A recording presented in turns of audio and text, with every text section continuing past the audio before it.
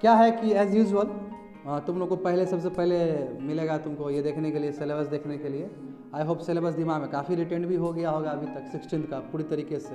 तो बार बार बोलूँगा तो तुम्हारे मस्तिष्क का वो पार्ट हो जाएगा। इनलाइटमेंट एंड मॉडर्न आइडियाज़, उसमें हम लोगों ने क्या क्या जाना है।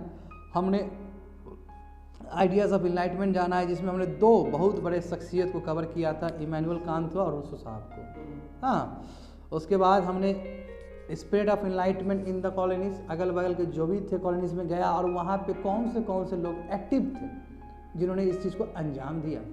उसमें प्रिंस वगैरह भी थे रसा का। उसका राइज ऑफ सोशलिस्ट आइडिया, यही ये पूरी तरीके से रूसो से रिलेटेड है।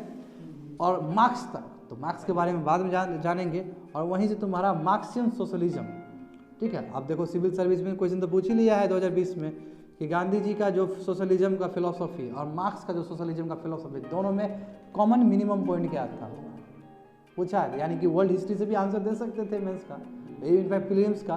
तो एक दूसरे से रिलेटेड है सब, हमको कहीं से भी ज्ञान मिल जाएगा, हम कहीं से भी ज्ञान यूज़ कर सकते हैं प्रीलिम्स में, ठीक है। तो ये कवर हो चुका है, इसका थोड़ा सा पोर्शन बाद में करेंगे हम लोग। यदि मेरे नोट्स में नहीं है तो मैं अलग से करवा दूंगा उसके लिए, डोंट वरी, एक एक चीज़ को तोड़ेंगे। उसके बाद हमने बात किया था ओरिजिन ऑफ मॉडर्न पॉलिटिक्स, जिसमें हमने यूरोपियन स्टेट सिस्टम के बारे में अभी नहीं बताया है तुम लोग को। आखिर इंग्लैंड के बारे में जानोगे, फ्रांस के बारे में जानोगे, जर्मनी के बारे में जानोगे, तो जान तो लिए तुम यूरोपियन स्टेट सिस्टम को। तो उसी चीज़ को तो आगे खींचेंगे आज हम, ठीक है। तो यूरोपियन स्टेट सिस्टम एक तरफ, यदि मैं बात करूँ तो यानी पुराना, यदि मैं बात करूँ तो कैथोलिक रोमन से मैं खींच सकता हूँ इस चीज़ को, क्योंकि जेनेसिस तो वहीं से हुआ, 6th सेंचुरी में डिसइंटीग्रेट हुआ था बेजेंटाइन एम्पायर। और ऊपर का जो एम्पायर है अलग अलग रहे थे, रोम यहाँ कैपिटल है, यहाँ पे कॉन्स्टेंटिनोपल है, सो ऑन। उसके बाद क्या क्या हुआ, ट्रेड रूट बंद हुआ, फिर कैसे तुम्हारा ऑटोमन एम्पायर आया है, लंबा समय तक चला है, 1922 में कैसे फॉल हो गया फर्स्ट वर्ल्ड वॉर के बाद, सब जान रहे हो सब चीज़ को, है ना। तो यही तो यूरोपियन स्टेट्स का एक कहीं ना कहीं मिलता जुलता चीज़, समझिए बात को। अमेरिकन रेवोल्यूशन एंड कॉन्स्टिट्यूशन, अब बताओ इस पे तो कितना कुछ बात हुआ है। आई होप अब कोई दूर से चिल्लाएगा मिसिसिपी, जॉर्जिया, तो तुम्हारा मुंडी घूम जाना चाहिए, भले ही तुमसे रिलेटेड हो या ना हो। South Carolina, hope so. Florida का बात करूँ तो जो रहाना जो थी, जो लड़की कल जो ट्वीट की थी, क्या नाम था इनका, रिहाना नाम है, बहुत बड़ी सिंगर है, राइटर भी है, सिंगर भी है, वो भी फ्लोरिडा से लिंक रखती है, समझे को मन, इसलिए हमको बताना पड़ा, ठीक है। अब देखो, तो आज एकदम उत्साहपूर्वक चीज़ों को रखेंगे। और हाँ, 4th खत्म कर दिए थे, American civil war with reference to Abraham Lincoln and abolition of slavery, जान चुके हो इस चीज़ के बारे में। तो आज जानेंगे हम लोग French revolution and aftermath and 1789 to 1815। अब देखो एज यूजुअल, पहले भी तुम चिल्लाता था नीतीश, याद है तुमको, और पहले भी हम तुमको बोलते थे कि फ्रांस का जो रिवोल्यूशन वो प्रोसेस है। हाँ, बार बार बोले हैं क्योंकि क्वेश्चन ही पूछा गया था, इवेंट नहीं है, प्रोसेस है। क्यों आज जो जानेंगे, आज मुझे नहीं पता कि 94 पेज पढ़ा पाएंगे कि नहीं पढ़ाएंगे, जो भी है, मगर इस 94 पेजेस में कहाँ तक है बात, 94 पेजेस में बात है तुम्हारा नेपोलियन उदय होने से पहले तक का, समझ आ गया। मैं इसमें भी टोके थे ये बात, याद है। तो क्योंकि उसका बहुत बड़ा क्रोनोलॉजी है, क्योंकि उसके पहले तुमको रेन ऑफ टेरर देखना होगा, और हल्का फुल्का बताए थे क्लास में। तो देखो अब तुम लोग को नोट्स कैसे मिलेगा, तो मैं तुमको बताना चाहूँगा कि तुमको नोट्स अब कैसे मिल रहा है, इसमें क्यों इतना 94 पेजेस का बनाई है, तो उसको मैं जस्टिफाई करूँगा तुमको। पहला ये है कि पहला तो मैंने मैप को लिया है, क्योंकि मैप पे कंट्रोल हो जाएगा। देखो बाकी जगह क्या होता है कि ऐसे ऐसे यूएस बना दिया है, देखो ऑप्शन में भी यही हुआ था ना, ऐसे ऐसे बना दिया, अलास्का दिखा दिया। एक्चुअल तुमको नॉलेज नहीं है कि साउदर्न स्टेट टेक्सास भी थे, मिसिसिपी भी थे, जॉर्जिया भी थे। ये आइडिया नहीं होगा तो तुम्हारा एक कॉम्प्रिहेंसिव डेवलप नहीं हो पाएगा व्यू पॉइंट्स, इसलिए उतना ही इंपॉर्टेंट है तुम्हारा मैप भी, नंबर 1 पॉइंट। इसलिए मैप को मैंने हर समय इंट्रोड्यूस किया है वर्ल्ड हिस्ट्री में, ठीक है, अनलाइक मेंस। और मेंस में बाद में करना शुरू कर दिया था मैंने, मैं ये चूँकि लास्ट टाइम है, अब फिर कवर तो नहीं कर सकते इस चीज़ को, यानी कि लास्ट बार है तो हम कोशिश करेंगे कि सभी चीज़ को इंटीग्रेट करें। नंबर 1 चीज़, यानी कि मैप तुमको देखने को मिलेगा, नंबर 1 चीज़। दूसरा क्या है कि जो मेंस पढ़ाए हैं वो सभी तुमको देखने को मिलेगा, फिर से पेजेस सब, वहाँ पे स्पीड ऑफ लाइट की तरह दौड़ेंगे हम लोग। तीसरा देखो, सबसे इनोवेटिव चीज़ तीसरा ये है कि हम एक मॉड्यूल लेके आए हैं जो हम अपने रेफरेंस के लिए यूज़ करते हैं, हम अपने रेफरेंस के लिए, जो टीचर का भी एक रेफरेंस होता है ना, अपना होता है रेफरेंस, और टीचर क्योंकि बहुत जगह से अपना नोट्स अपना कंपाइल करता है और उसका बहुत तरह का बात भी होता है, इंटेलेक्चुअल प्रॉपर्टी राइट्स भी होता है और बहुत सारा चीज़ होता है, जानते हो। तो उस चीज़ को भी मैंने इसमें डाला है, ठीक है, उस चीज़ को भी मैंने डाला। उसके बाद मैंने फिर से मैप डाला, उसके बाद फिर से मैंने वर्ल्ड हिस्ट्री को टच किया ऑप्शनल के तौर पर। तो यानी कि हमारा जो रेफरेंस है वहाँ तक बात पहुँचते जो ऑप्शनल स्टार्ट होगा उसका हमने 90% हम जान लेंगे, तो बहुत आसान हो जाएगा as usual. Hope so 94 pages का जस्टिफिकेशन मिल चुका होगा तुम लोग को, ठीक है। यहीं पे दिमाग खराब हो जाता है ये सब चीज़ करने में, ठीक है। क्यों? क्योंकि जो हम अपना जो तुम्हारा अपना मेरा जो है मेरा इंटेलेक्चुअल प्रॉपर्टी राइट्स है मेरे नोट्स के ऊपर, ठीक है ना। अब वो हम तुमको ऐसे नहीं दे सकते हैं, समझ रहे हो ना। जैसे तुम लोग करंट अफेयर्स पढ़ाते तो उसमें भी हमारे पास कुछ और रहता है, ये तुम लोग नोटिस किए हो तो, ठीक है ना। समझो, नहीं दे सकते हैं, चाहे कितना भी तुम हम बिलीव करते हो फिर भी नहीं दे सकते हैं। तो हम इसका दूसरा वर्जन तुमको भेजते हैं जितना तुमको आवश्यकता है। मैं ये भी इंटेलेक्चुअल प्रॉपर्टी राइट्स, बात समझो। होप सो समझ में आ गया होगा, patent rights, intellectual property rights, everything. चलो स्टार्ट करते हैं क्लास को, यहाँ से बिगुल बजाते हैं। देखो बाबू, बिगुल बजाने से पहले थोड़ा फ्रांस देख ही लो तुम लोग, थोड़ा सा कर देते हैं बात फ्रांस पे। देखो फ्रांस का थोड़ा मैप देखते हैं। देखो फ्रांस है, अगल बगल देखो, क्योंकि अगल बगल देखोगे तभी समझ में आएगा कि क्या समीकरण हुआ होगा। देखो फ्रांस है, उसके ऊपर बेल्जियम है, बेल्जियम के ऊपर नीदरलैंड है। देखो यूनाइटेड किंगडम कितना करीब है, देखो यूके है तो बाबू देख रही हो ना, नॉर्दर्न आयरलैंड उसके साथ है, वेल्स साथ है, स्कॉटलैंड साथ है ना। बोले थे ना यूनाइटेड किंगडम में 4 भाग होता है। एक खुद तुम्हारा ये नीचे वाला तुम्हारा लंदन है, वेल्स है, स्कॉटलैंड है and fourth one is northern Ireland. यही नॉर्दर्न आयरलैंड और रिपब्लिक ऑफ आयरलैंड का जब समझौता हुआ था तो उसको गुड फ्राइडे बोलते हैं। और ये यूरोपियन यूनियन का तुम्हारा इस बार जो ब्रेक्सिट हुआ है इसमें भी कंटेंशन का इशू हुआ था, क्योंकि नॉर्दर्न रिपब्लिक ऑफ आयरलैंड अभी भी पार्ट है उसका। होप सो समझ में आ गया होगा। नीचे देखो स्टेट ऑफ जिब्राल्टर, जिब्राल्टर अभी भी तुम्हारा वो एरिया अभी ब्रिटिश का है। इसका भी न्यूज़ में बता दिए थे तुम लोगों करंट अफेयर्स में, इसलिए वहाँ पर रिलेशन अच्छा रखना चाहता है स्पेन से। होप सो समझ में आ गया होगा, थोड़ा करंट अफेयर से जोड़े हैं उस चीज़ को। मेन मुद्दा यहाँ पे ये है कि फ्रांस के आसपास का एरिया देखो, क्योंकि फ्रांस का आसपास का एरिया देखोगे यहाँ पे या फिर ऑब्जर्व करोगे तो तुमको समझ में आ जाएगा जो हैपनिंग्स होंगे फ्रांस में वो कैसे एक दूसरे से रिलेटेड होंगे। ज्योग्राफी रिलेट होगा तो जूम करके देख लो, बगल ही में बाबू स्विट्जरलैंड है, दिख गया तुम लोग को, बगल ही में इटली है। तो क्यों नेपोलियन इटली तक जाता है तो ये भी बात समझो, क्यों नेपोलियन जर्मनी तक जाता है तो ये भी समझो यहाँ से, ठीक है। बेल्जियम है, नीदरलैंड है, ऑस्ट्रिया देखो एक समय में ऑस्ट्रिया का कितना बड़ा एम्पायर था तो कितना छोटा एम्पायर हो गया प्रेजेंट कॉन्टेक्स्ट में। समझ में आ रहा है ये चीज़। तो उसके बाद देखो ये स्लोवेनिया है, देखो स्लोवेनिया, इसके ऊपर कितना इशू चला था वर्ल्ड वार का, बताया था नहीं बता, फिर से आएगा, डोंट वरी, भूल गए हो तो फिर से आएगा। तो ये सभी चीज़ इंपॉर्टेंट है तुमको जानने के लिए। आगे बढ़ जाओ, आगे भी सेम मैप है। इसमें ये मैप क्यों अलग है इससे, ये इसलिए है कि क्योंकि यहाँ पे फ्रांस का जो प्रोविंस है, स्टेट्स है, उसको दिखाया गया है। क्योंकि अब फ्रांस के बारे में पढ़ाएंगे तो बहुत सारे स्टेट्स का जिक्र हो सकता है, जैसे टेक्सास का जिक्र हुआ था यूनाइटेड स्टेट्स में, इसमें भी जिक्र आएगा। तो कहाँ से खोजोगे, तो यहाँ से खोजेंगे हम लोग इसमें। तो देखो इंपॉर्टेंट देखो, पेरिस देख लो बाबू लोग, पेरिस कहाँ पे है ना। नैंटेस देख लो, नैंटेस का जिक्र हुआ था, नैंटेस दिख रहा है, NANTES, तुमको दिख रहा है मैप, ठीक है। आगे जाओ, ऊपर जाओ, दूसरा मैप है, ऊपर जाओ, हाँ सब दिखता है बाबू, तुम्हें ज़्यादा दिखता है हमको। नीचे नीचे आओ, ऊपर बैक पीछे, हाँ ये वाला, इसको जूम करो। ओ तुम्हारा तो फुटा हुआ है स्क्रीन, किस्मत नहीं। देखो लैन है तुम्हारा, देखो यहाँ पे देखो, ये सब जानना जरूरी होगा। देखो जेनेवा, जो जेनेवा का आज तुम लोग एकदम चिल्लाता है ना कि जेनेवा में इतना कुछ है, ये है वो है, देखो कितना फ्रांस से सटा हुआ है, स्विट्जरलैंड का एरिया है, बुझने आया। उसके बाद देखो पेरिस है, दिख गया तुमको, स्टेटसबर्ग है, ठीक है, नैंटेस है, बोडियाक्स है, लियान है। होप सो थोड़ा बहुत तो समझ में आ ही गया होगा। आगे बढ़ते हैं, एक मैप ये भी इस मैप में और क्लियर क्रिस्टल तरीके से दिखाया गया है, तो अभी जानने की जरूरत नहीं है, जब काम आएगा तब यूज़ करेंगे। तो थोड़ा फ्रांस से तो फैमिलियर हो ही गया होगा बच्चा लोग, अब जान लो जो कि पहले ही बताए थे। देखो कंडीशन क्या है, ठीक है, ये पिरामिड के साथ स्टार्ट करते हैं। देखो तुम लोग हमेशा अब ये बता चुके हैं, ये वाला से पहले ही बता चुके थे कि स्ट्रक्चर डिफरेंट था वहाँ का सोसाइटी का। ऊपर में दबा हुआ है नोबिलिटी है ना। तो उसके बाद फिर तुम्हारा ऊपर में क्लर्जी मैन है, क्लर्जी मैन के ऊपर मोनार्की है, और ये पूरा अपना जो सिस्टम है पूरा कब्जा के बैठा हुआ है ना। तो देख लो यहाँ पे जो फर्स्ट स्टेट है उसमें क्लर्जी है, और क्लर्जी का भी बच्चा लोग इसमें तो नहीं है, मगर तुम लोग को बता दिया क्लर्जी भी दो तरीके से होता था। एक जो अपर क्लर्जी है वो फर्स्ट स्टेट में आया, जो लोअर क्लर्जी है वो जाके नीचे वाला स्टेज में मैच कर जाता था। इसलिए जब बगावत हुआ तो वो क्लर्जी भी आया लोग के साथ में। यस, तो people who worked in the church, church में वर्क करता था, मगर इसका इंटरफेरेंस खूब देखने को मिलता था हमको। कहाँ पे? पॉलिटिकल अफेयर्स, ठीक है, क्योंकि चर्च का इंटरफेरेंस था नंबर 1। यही कारण है कि आज तुम लोग लैंसेंट का प्रिंसिपल सुनते हो, सेकुलर का, है ना कोमल, याद आया कुछ?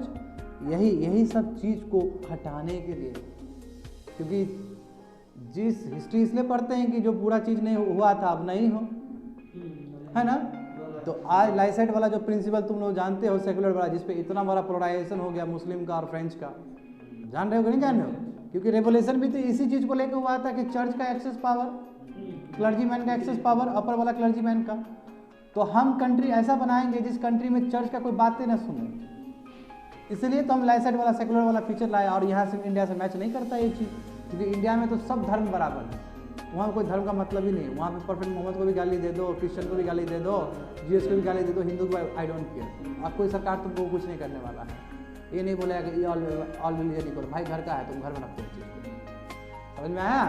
क्यों? क्योंकि ये उसका हैंगओवर, जो उसका अनुभव खराब था। जब अनुभव खराब है तो सोचेगा कि हम कंट्री को अच्छा करें। देखो इंसान के साथ आखिर कंट्री इंसान से बनता है, तो इंसान की जो लाइफ में होता है वो कंट्री में भी सेम होता है। और अलग अलग जनरेशन में अलग अलग लोग आते हैं, कोशिश करते हैं कि हम अपना कंट्री बेस्ट बनाएं। सरदार वल्लभ भाई पटेल जो मेहनत किए थे उनका फल खा रहे हैं हम लोग आज, तभी एक भारत श्रेष्ठ भारत का बात करते हैं हम लोग आज। Are you getting me? सब समझ में आ रहा है ये चीज़? क्या हुआ? ओ ठीक है। सेकेंड स्टेट, पहला समझ गए, पहला स्टेट ESTAT, इसको स्टेट ही पढ़ते हैं, समझे। सेकेंड स्टेट देखो नोबिलिटी है, जहाँ पे बहुत सारे दूसरे क्वीन भी है, किंग भी है, नोबल्स है तुम्हारे, ठीक है, और रॉयल ब्लड सब है, जो चंगड़ा लोग है, जो बोलते हैं चंगड़ा, जो सो टर्म्ड एज चंगड़ा। चंगड़ा मतलब क्या होता है? भाई भतीजा बात होता, ठीक है। कहाँ से वर्ड लाते हैं ये चंगड़ा? मेरा एक दोस्त बोलता था, वही वरुण जी बोलता था, जो नोट्स भेजते हैं तुमको। क्या जी चंगड़ा लोग है कि नहीं है आपका? चंगड़ा लोग पढ़ रहा है आपका? हम बोलते हैं कि जी चंगड़ा लोग ठीक है। तो तुम लोग सोच लो कि तुम लोग चंगड़ा है कि नहीं है। तो चंगड़ा के ऊपर तो एक बहुत बड़ा चंगड़ा का चरित्र हरण कर ले। So good no. चंगड़ा को बैठाएंगे चाय पे, फिर चाय पे चर्चा करेंगे, उस हिसाब से उसका चरित्र को हनन कर दिया जाएगा वहाँ पे। देखो थर्ड स्टेट सोचता होगा कि कहाँ से बात कहाँ पहुँचता है, नहीं। देखो थर्ड स्टेट में क्या है कि लॉयर्स, मेन आदमी गुरुजी लोग तो यहाँ बैठा हुआ है थर्ड स्टेट में। इसमें इतने इंटेलेक्चुअल्स लोग भी हैं, डॉक्टर्स है, बिजनेसमैन है, मर्चेंट्स है, सोल्जर्स है, क्राफ्ट्समैन है, शॉपकीपर्स है, पीजेंट्स है। दुख तो पीजेंट्स का तो है ना। ये मानते हो कि डॉक्टर लॉयर्स कमाएगा तो ये टैक्स देगा, हालांकि इस पर भी बहुत ज़्यादा है। मगर पीजेंट्स का क्या? पीजेंट तो बहुत त्रासदी में है, और तुमको दिखेगा, तुमको कैल्विन के भी टाइम में दिख गया था, तुमको ज्विंगली के टाइम में भी दिख गया था, तुमको मार्टिन लूथर के टाइम में भी दिख गया था। तो कैसे प्रोटेस्ट हुआ था वहाँ पे? एज ऑफ रिनांसास, इनलाइटमेंट के टाइम में, बीच का जो फेज था रिफॉर्मेशन वाला फेज में। Hope so. अब देखो यहाँ पे ये समझना जरूरी होगा, फिर सेकंड भी वही आया।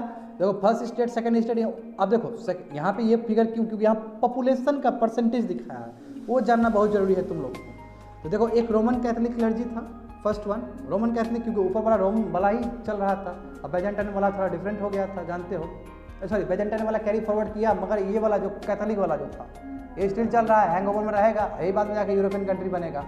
तो वही बोला कि फर्स्ट स्टेट में जितने कैथोलिक वाले थे, चर्च वाले, रोमन वाले थे। सेकंड स्टेट में देखो इसमें नोबल्स हैं, मगर जब बात है कि बस पॉपुलेशन किसका 2% है, ओनली 2%, पहले ही बता चुके हैं। और मगर 2% वाला आदमी के पास 20% का बाबू लैंड हो, तो इसका मतलब कितना इनकम इनइक्वलिटी दिखता है, कितना तुमको गिनी कॉफिशिएंट ज़्यादा दिखता है। इस चीज़ पे सोचो, और जब इतना ज़्यादा होगा स्टेट में, सोसाइटी में इतना डिवाइड होगा वेल्थ को लेके, तो बगावत तो होगा ही होगा एक दिन, समझे। और यही हुआ है 1789 में। नीचे देखो थर्ड स्टेट का हालत देखो, क्या बेचारा लिटिल राइट है, और तुम्हारा paid half of the income taxes, जितना कमा रहा है आधा से ज़्यादा दे रहा है वो। और उसमें भी 3, हालांकि बहुत सारे ग्रुप्स थे, इसमें 3 ग्रुप्स को डिवाइड किया गया है। एक बुर्जुआजीज क्लास है, जानते हो बुर्जुआजीज क्लास वही मर्चेंट क्लास है, ठीक है। उसके बाद तुम्हारा सिटी वर्कर्स है जो काम कर रहे हैं, जिसमें तुम्हारे पोर्ली पेड सर्वेंट्स भी हो सकते हैं बहुत सारे, और पीजेंट्स है। गजब बात है, पीजेंट्स तो 80% पॉपुलेशन है, वहाँ बेचारा इन लोग का हालत ख़राब है। और उसके बाद सर्फ है, सर्फडम है, स्लेब्स वाला चीज़ है, तो समझो क्योंकि वो सब चीज़ प्रभावित करेगा, क्योंकि वो कैरी फॉरवर्ड हुआ है वो सब चीज़। स्ट्रक्चर आई होप समझ में आ रहा होगा यही, क्योंकि स्ट्रक्चर जब तुम्हारा अनुकूल नहीं रहेगा, मेजोरिटी के हिसाब से जब कोई काम नहीं होगा तो बगावत होना ही है उस कंट्री में, रेवोल्यूशन होना ही है, समझे। तो यहाँ से हम लोग शुरू करेंगे, तो चीज़ समझिए, तो आराम समझ में आ जाएगा तुम लोग को। तो क्या क्या फैक्टर्स रहा है मैं बता दूँ तुम लोग को। Factors, features, background of French revolutions, ये जानना है हमको। उसके बाद फिलोसोफर का कितना बड़ा रोल रहा है, यहीं तो वोल्टेयर साहब आएंगे, यहीं तो रूसो आएंगे फिर से। क्यों? क्योंकि ये तो ठीक है, इन्होंने वहाँ पे भी प्रभावित किया है, इन्होंने यहाँ पे भी प्रभावित किया है, और साथ साथ इनलाइटमेंट में भी इनका ही कंट्रीब्यूशन है। तो सब में अभी तक जितना पढ़े थे सब में कॉमन है ये चीज़, बड़े बड़े फिलोसोफर सब है ना जी। जॉन लॉक साहब हो गए, जैसे कि अमेरिका के में बहुत ज़्यादा रोल प्ले किए थे, उनके इंटेलेक्चुअल जो उनका बुद्धि था, है ना, कि सभी जो जन्म में है एक तरह। जॉन लॉक, अब क्या डिफरेंस था जॉन लॉक साहब का, रूसो का क्या ओपिनियन डिफरेंस था, वही पढ़ा चुके हैं तुम लोग को। हाँ, इमनुल कांत का बिल्कुल, और रूसो साहब का भी था। रूसो तो बहुत डिफरेंट बिलीव करते थे। हाँ, yes yes, very good. Rousseau साहब कम्युनिटी पे बात करते थे और वो इंडिविजुअल राइट पे बात करते थे, वेरी गुड। हाँ, एक्सीलेंट एक्सीलेंट, ये डिफरेंस होना चाहिए, पूछ सकता है तुमको क्वेश्चंस। उसका क्या है कि फिलोसोफर का क्या रोल रहा है फ्रेंच रेवोल्यूशन में, और फ्रेंच रेवोल्यूशन एक्चुअली अटैक है प्रिविलेज के ऊपर, sorry on privilege not on property, privilege के ऊपर। काहे सेकेंड स्टेट में लोग ऐसा है, काहे फर्स्ट स्टेट में आराम से बैठ के जी रहा है, मजा ले रहा है, प्रॉपर्टी से भी ज़्यादा प्रिविलेज पे अटैक था, ठीक है। यदि कोई फिलोसोफर नहीं होता तो कोई फ्रेंच रेवोल्यूशन नहीं होता, ठीक है। अब ये कहाँ तक बात उचित है तो तुम जानते हो इस चीज़ को, बार बार क्या बोले, ऐसा नहीं है वहाँ। हाँ, इस चीज़ को आप दरकिनार नहीं कर सकते हैं कि फिलोसोफर का रोल क्या रहा, गजब का रोल रहा था उस समय, ठीक है। रोमांटिसिज्म जो पढ़ते हो तुम लोग रिसर्च एंड डेवलपमेंट में, रोमांटिसिज्म का बहुत बड़ा रोल रहा है, सॉरी, क्योंकि फर्स्ट तुम यूरोपियन नेशनलिज्म में देखोगे, यूरोपियन नेशनलिज्म में तुमको दिखेगा, क्लास 10 का उठा के देख लो, फर्स्ट ही पेज तुम्हारा ऐसे करके है ना पेंटिंग, और उसी पेज में देखो रोमांटिज्म का बात है। फ्रेंच रेवोल्यूशन मैंने पहले ही बताया था, वो इवेंट नहीं एक प्रोसेस है। इम्पैक्ट, उसके बाद क्या असर पड़ा है फ्रेंच रेवोल्यूशन का, सिग्निफिकेंस क्या रहा है, नेचर कैरेक्टर क्या रहा है, और ये बुर्जुआजीज रेवोल्यूशन से हर एक आरोप लगता है। क्यों ना हो, क्योंकि कैपिटलिस्ट क्लास हमेशा ही कुछ रेवोल्यूशन में अपना हाथ रहेगा, है ना। तो बोलने को तो अमेरिकन वार ऑफ इंडिपेंडेंस भी बुर्जुआजीज रेवोल्यूशन कहा जाता है, क्योंकि इन्फ्लुएंशियल है ना। कहने को तो अमेरिकन कॉन्स्टिट्यूशन को इकोनॉमिक डॉक्यूमेंट भी बोला जाता है ना। काउंटर किया था 1953 में, बोला कि इतना ही नहीं, फंडामेंटल राइट भी दिया, उसको थोड़ा देख लेते हैं ना, ठीक है। अब उस चीज़ को रियलाइज करवाने के लिए 13, 14, 15 अमेंडमेंट एक्ट करवा दिया वहाँ पे, यही ना बोलना चाह रहा था। देखो बाबू बच्चे लोग क्या हालत है, देखो क्लर्जी प्रिविलेज्ड है ना, किंग को सपोर्ट कर रहा है, मस्ती मार रहा है ये लोग बैठ के, ऊपर सबसे अबव स्टेट किंग है, मोनार्क है, एब्सोल्यूट पावर है। वही आज तुमको मेरे इंटेलेक्चुअल प्रॉपर्टी राइट्स है, जो भी मेरे पास नोट्स है, उसमें तुमको लुइस 14, 13, 14, 16 के बारे में डिटेल्स में बताया जाएगा। इससे तुमको पता चल जाएगा कि कौन रूलर एक्टिव था जब अमेरिकन वार ऑफ इंडिपेंडेंस हो रहा था वहाँ पे, ठीक है। You will get many things to learn today. देखो अब मैंने क्या बोला, इसको भी देख लो, मैंने पहले ही बताया था तुमको कि जो क्लर्जी है, हायर क्लर्जी, वो कोई रिलीजियस एक्टिविटीज़ पे इन्वॉल्व नहीं है, जबकि ड्यूटीज़ उसको वो करना चाहिए था। बेचारा लोअर क्लर्जी ही काम कर रहा है, रिलीजियस वही परफॉर्म कर रहा है ड्यूटीज़ वगैरह, है ना। तो पॉलिटिकल अफेयर्स में इंडल्ज है ये लोग, बड़ा वाला क्लर्जी वाला जो है। उसके बाद सेकंड वाला देखेंगे, नोबिलिटी देखेंगे, तो ये क्या है तुम्हारा, ये प्रिविलेज क्लास वाले लोग हैं, है ना। हाई ऑफिसर्स में बैठे हुए हैं, ब्यूरोक्रेटिक स्ट्रक्चर में अपना समाज, मतलब अपना ब्यूरोक्रेटिक स्ट्रक्चर में पूरा दमखम लेके बैठे हुए हैं, एकदम पूरी तरीके से कंट्रोल करके बैठे हुए हैं, ठीक है। कोई रिस्पॉन्सिबिलिटी नहीं है, कोई टैक्स फ्री है, यानी कि स्टेट 1 और स्टेट 2 टैक्स फ्री वाले हैं स्टेट सब। रेस्ट हो गया जानते हो, मिडिल क्लास वाले लोग हैं, रिस्पॉन्सिबिलिटी है, अंडर प्रिविलेज है, हैवी टैक्सेशन ड्यूटीज़ है, इसलिए इसका गंदे तरीके से एक्सप्लॉइट हो जाएगा, ठीक है। कोई फैसिलिटी नहीं है, बाइस बिहेवियर है ऊपर वाले का, डिस्क्रिमिनेशन है ना, एंड सो ऑन। समझ गए बात को, तो देखो, तो हमको ये भी समझना होगा कि फ्रेंच रेवोल्यूशन मेंस के कॉन्टेक्स्ट में ये क्या है, एक तरह से बहुत सारे हिस्टोरियंस इसको कहते हैं ये लैंडमार्क है, अपने आप में गजब चीज़ है हिस्ट्री में, वर्ल्ड के हिस्ट्री में, समझे ना। क्यों? क्योंकि बड़ा बड़ा रिवोल्यूशन हो रहा है ये सब चीज़, समझे ना। ये टोटल रिजेक्शन है। देखो अभी तक कॉलोनी का रिजेक्शन हुआ है, यहाँ पे अपने सिस्टम को लेकर रिजेक्शन है। तो कोई पूछेगा तो ये तुम गजब लिख दे, कंट्री के अंदर का, वो कंट्री के बाहर से, तो इसलिए it is of its new kind, ये एक नया चीज़ हो गया। ये टोटल रिजेक्शन है ओल्ड सिस्टम ऑफ गवर्नमेंट, ठीक है। एंड इस क्या प्रयास था, एक नया सोसाइटी का जन्म हो, ठीक है, with the help of your revolution. नया सोसाइटी हो जहाँ पे लिबर्टी, इक्वलिटी, फ्रेटर्निटी पे बात होना चाहिए, ठीक है, और कॉमन मासेस भी खुश रहें, क्योंकि जब ये तीन चीज़ दोगे तभी कॉमन आदमी खुश रहेगा। सबको जीने का अधिकार है, सबको जीने का अधिकार है, सबको फलने और फूलने का अवसर मिलना चाहिए, है ना। सबको कलेक्टर बनना चाहिए। यदि तुम सक्षम हो तो तुम प्राइम मिनिस्टर भी बन सकते हो, प्रेसिडेंट भी बन सकते हो, और यदि ये राजगद्दी हेरिडेटरी हो तो फिर क्या है, फिर तो ये जमीन में जन्मने का फ़ायदा क्या हुआ फिर। इस जमीन, हाँ बिल्कुल चाइना सही बोल रहे हो, इस ज़मीन में जन्मे हैं, तो यानी कि हमको भी उतना ही हक है अपने राष्ट्र के लिए करने का, राष्ट्र निर्माण में योगदान देने का। समझ रहे हो बात को ना। तो हम तो ये भी बोलते हैं, हम तो बोलते हैं तो हमको भी हक है मोदी जी की तरह बनने का, सबको हक है, और हमको संविधान देता है। अच्छी बात है कि हमको संविधान देता है ये चीज़,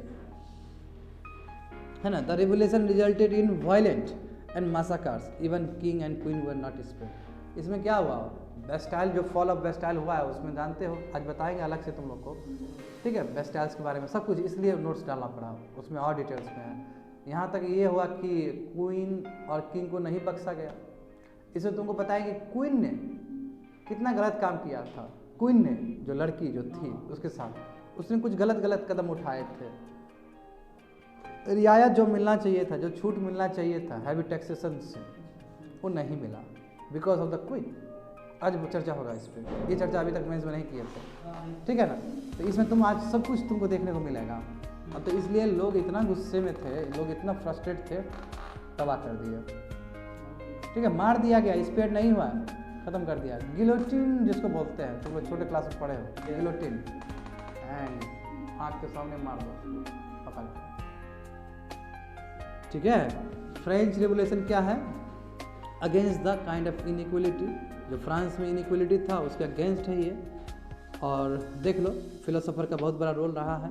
बैकग्राउंड देखो, पॉलिटिको एडमिनिस्ट्रेटिव फैक्टर का बात करूँ, जानते हो मोनार्की डिवाइन बोला जा रहा है, गॉड के बराबर है ये, और किंग रिप्रेजेंटेटिव है जो कि अकबर ने किया है, और उससे पहले दिल्ली सल्तनत में बहुत सारे लोग किए थे। क्यों? यदि गॉड घोषित कर देते तो कौन क्वेश्चन करेगा। इसलिए मैं कहता हूँ ना कि मैं विष्णु का अवतार हूँ, बोलता हूँ कि नहीं बोलता हूँ तुम लोग को। और जब तुमको हमने रियलाइज़ करवा दिया कि हम विष्णु का अवतार हैं, लेट्स से, मतलब मैं इसको समझाने के लिए बोल रहा हूँ, ठीक है। तो तुम क्या बोलोगे कि सर जो बोल रहे हैं ठीक है, तो बोल रहे हैं, क्या गलत बोल रहे हैं, सर गॉड हो गए तो सर गॉड हो गए तब सब सही है। और हमारे लिए भी बहुत बड़ा ब्रैकेट मिल जाएगा इस चीज़ का, और हो सकता है इस चीज़ का हम मिसयूज़ कर दें, और मिसयूज़ करके तुम लोग का एक्सप्लॉइटेशन करना शुरू कर दें। और यही चीज़ होता है जब सत्ता में, अभी तो चलो ठीक है अपना लोग कम है, मगर सत्ता में जब तुम किसी को गॉड मान लेते हो तो जो करेगा बढ़िया किया करेगा, भला करेगा, है ना, बात समझे ना। यहाँ मिसयूज़ हो जाता है पावर का, और ये चीज़ देखा गया है थ्रू आउट द हिस्ट्री। यही चीज़ यहाँ पे हुआ है। तो मोनार्कियल मिसरूल हो गया, देखो लिखा तो है, ठीक है। रॉयल एब्सोल्यूटिज्म, यानी कि जो बोल दिया वही बोल दिया, एब्सोल्यूट, कोई उसके पावर को चुनौती नहीं दे सकता है, आफ्टर ऑल डिवाइन पावर है, समझे। लीगल सिस्टम, तुम्हारा लीगल सिस्टम कोडिफाइड नहीं था। बताओ, किसी को पनिशमेंट, यानी कि अपना चलना लोग है उसको छोड़ दो, और दूसरा है तो उसको पकड़ के डाल दो अंदर। कोई हमारे अगेंस्ट बोला था डाल दो, जो अभी बिहार गवर्नमेंट का जो पॉलिसी प्रोग्राम चल रहा था कुछ दिन पहले, कल या परसों क्या सर्कुलर जारी हुआ वो भी जानता ही होगा बिहार का, कि कोई प्रोटेस्ट करेगा, धरना करेगा तो उसको सरकारी जॉब नहीं मिल सकता है। याद है कुछ आया गया? तो फिर हम क्या चाहिए तुमको, और क्या चाहिए? और तुम न्यूज़ देखता है, बताओ। इसका मतलब तो ये तो क्लियर हुआ कि हम खूब न्यूज़ देखते होंगे।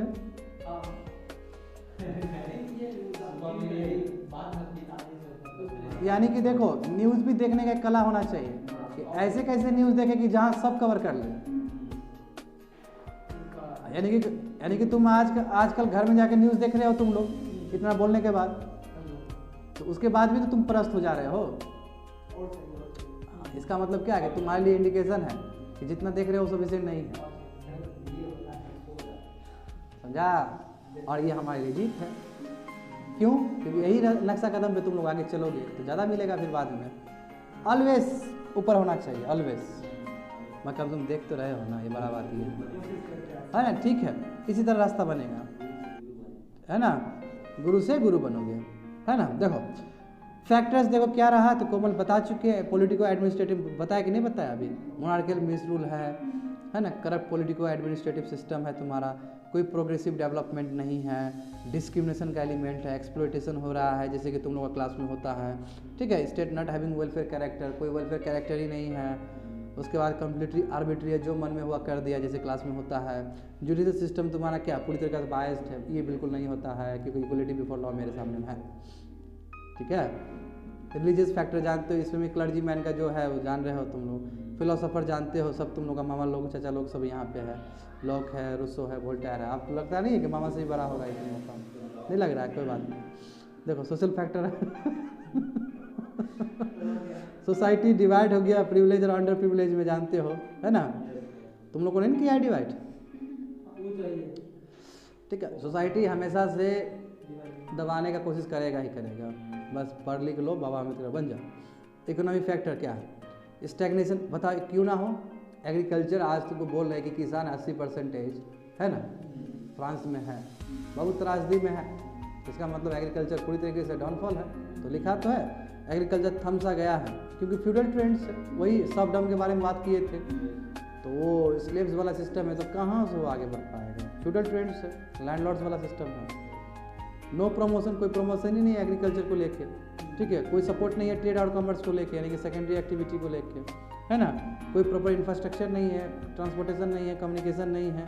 टैक्सेशन सिस्टम भी बहुत बायस्ड है क्योंकि थर्ड स्टेट पे ही पूरा दबोचा जा रहा है। ये सभी चीज़, और एक बहुत बड़ा बात है बुर्जुआइज क्लास के लिए दिक्कत भी है क्योंकि बुर्जुआइज क्लास इतना कमा रहा है थैला भरने के लिए, अपना ट्रेजरी भरने के लिए। अब उसको तुम वहाँ से ट्रेजरी से उसका छीन ले रहे हो, गुस्सा आएगा, बगावत होगा तो तुम कह दोगे कि फ्रेंच रेवोल्यूशन बुर्जुआइज रेवोल्यूशन है। समझ गए बात को?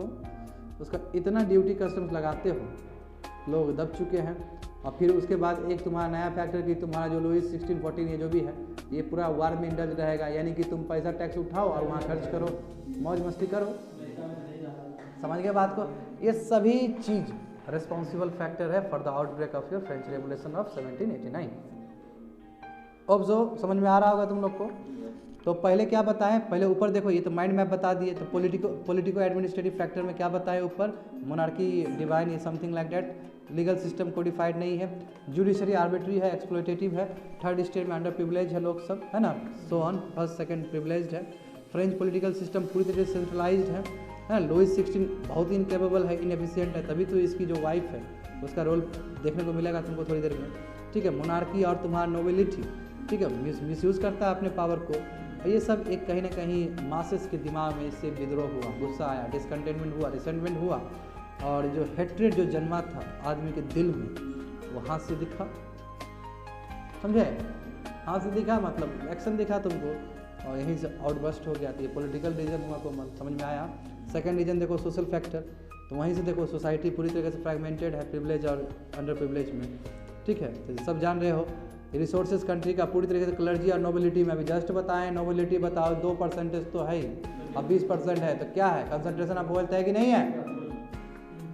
ऊपर नीचे नहीं हो रहा ना जी, सब है ना सब साथ में।